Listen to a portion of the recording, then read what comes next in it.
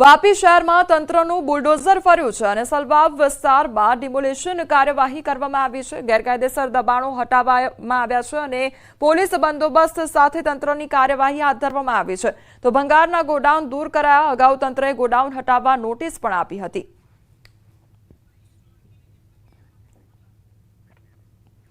મોરવા હડફના કોલિયારી હોળી ફળિયા થઈ અનેક ગામોને જોડતા માર્ગ પરના કોઝવેની હાલત દયનીય બની ગઈ છે। કોઝવે પર છેલ્લા 2 માસથી એક જોખમી ગાબડું પડ્યું છે। તો 2 વર્ષ પહેલા બનેલ કોઝવે અતિ બિસ્માર હાલતમાં છે। કરોડોના ખર્ચે બનેલ કોઝવેની હાલત જોતા હલકી ગુણવત્તાનો સામાન વપરાયો હોવાનો લોકો દ્વારા આક્ષેપ કરવામાં આવી રહ્યો છે। હાલ અહીં વાહન ચાલકો જીવના જોખમે મુસાફરી કરવા માટે મજબૂર બન્યા છે।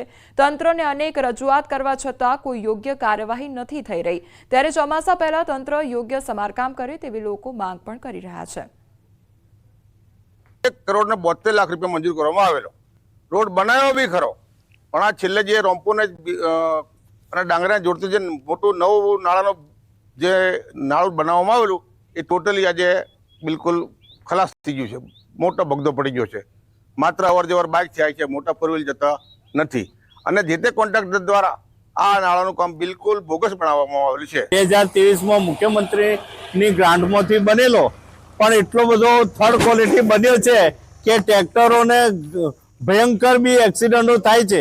અમે અનેકવાર રજૂઆત કરી છતાંય બી કોઈ સાંભળવા તૈયાર નથી। સરકારી કામ હોય, ગમે તેવું કામ હોય તો અમારે આ રસ્તા ઉપર જ નીકળવાનું થાય છે। 6-7 ગામોને જોડતો રસ્તો છે, છાવડ, ખોખરી, ભાગજીપુર, આ રસ્તા ઉપર જ નીકળે છે બધા માણસો। 2 વર્ષ પહેલા આ રસ્તો બનાવ્યો હતો, અત્યારે 1 મહિનાથી આ ગાબડું પડી ગયું છે તોય તંત્રએ કોઈએ જોયું નથી। આ રોડ એટલો બધો કોન્ટ્રાક્ટરે બનાવ્યો છે કે મટીરિયલ થર્ડ ક્વોલિટી વાપર્યું છે કે જે હમણાં આપ હાલ જોઈ બી શકો છો કે હમણાં ટ્રેક્ટર બી ફસાઈ ગયું ને રોજના એક્સિડન્ટો બી થાય છે।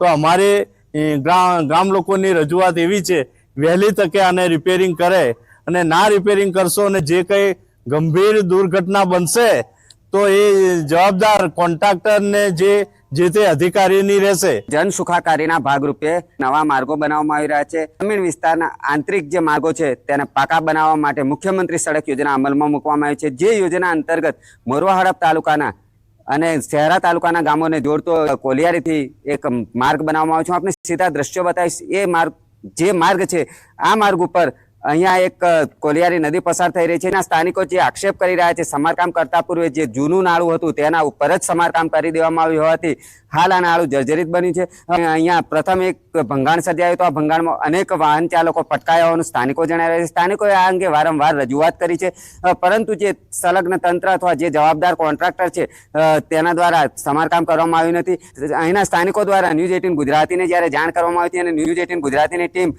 સ્થળ ઉપર સ્થાનિકો સાથે આવી હતી અને જ્યારે સ્થાનિકોની પ્રતિક્રિયા લેવાનો પ્રયાસ કર્યો હતો દરમિયાન જ અહીંયાથી પસાર થતું એક ટ્રેક્ટર પણ અંદર ખાબક્યું હતું અને મોટું ભંગાણ સર્જાયું હતું, જેથી અહીંયાથી હાલ જે પસાર થવું એ જોખમી બન્યું છે એમ ચોક્કસ કહી શકાય। સાથે સાથે જ હાલ જે સ્થાનિકો છે તેઓ દ્વારા અહીંયા જે આ માર્ગ છે તેને બંધ કરવાનો પ્રયાસ કરવામાં આવી રહ્યો છે, પરંતુ તેમ છતાં જો અજાણ્યો વાહન ચાલક આ જે કોઝવેમાં સર્જાયેલા ભંગાણમાં પટકાશે તો તેની જવાબદારી કોની રહેશે એ હાલ તો નક્કી કરવું મુશ્કેલ બની રહ્યું છે। ત્યારે જે ઊંઘતું તંત્ર છે જલ્દી તકે કુંભકર્ણના નિંદ્રામાંથી જાગી અને જે ગ્રામ્ય વિસ્તારોના આ પ્રકારના જેટલા પણ કોઝવે છે આગામી ચોમાસા પૂર્વે જેનું સમારકામ કરવામાં આવે એવી અહીંના સ્થાનિકો માગણી કરી રહ્યા છે।